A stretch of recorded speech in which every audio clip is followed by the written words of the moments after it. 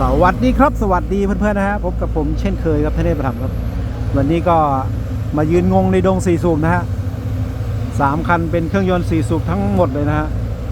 ซูมิโตโม SH210F6 มาพร้อมขุมพลังเครื่องยนต์ Isuzu 4HK1X นะฮะ4 สูบ4 จังหวะครับระบายความร้อนด้วยน้ำเทอร์โบชาร์จอินเตอร์คูลเลอร์นะ159 แรงม้าครับที่ 1,750 รอบต่อนาทีครับใบแท็ก80 เซนครับโรลเลอร์7 ตัวแคเรีย2มุมกี่ 0.93 ลูกบาศก์เซนติเมตรครับตัวดูดน้ำมันแบบออโต้นะฮะข้างหลังก็จะเป็นแคท 323 GX นะฮะมาพร้อมขุมพลังเครื่องยนต์แคท C 4.4 ครับเครื่องยนต์เทอร์โบคู่นะฮะ175 แรงม้าครับที่ 1,650 รอบต่อนาทีครับไบแท็ก80 เซนครับโรลเลอร์7 ตัวแคเรีย2มุมกี่ 1.2 คิวครับบูมอาร์มจะยาวกว่าเจ้า 360 GX นะฮะที่สำคัญครับ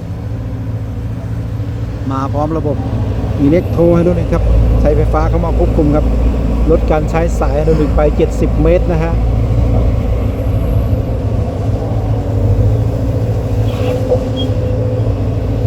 สึกล้อต่ำครับบำรุงรักษาง่ายครับไร้ระบบไพลอตไฮดรอลิกครับ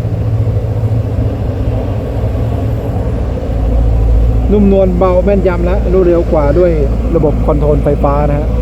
บังคับควบคุมด้วยไฟฟ้านะ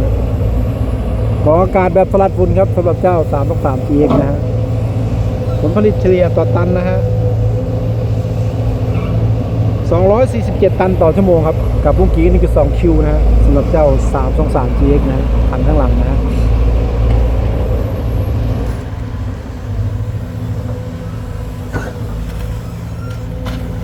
ต่างยี่ห้อครับแต่เครื่องยนต์4 สูบเท่ากันครับลง4 สูบนะวันนี้ใครที่เข้ามาแล้วก็ฝากกด Subscribe นะครับกดกระดิ่งแจ้งเตือนเป็นกำลังใจให้กันนะฮะวัวแดดแจ๋เลยครับหน้ามืดนะฮะหลายจะเป็นลมนะครับแดดแรงมากครับ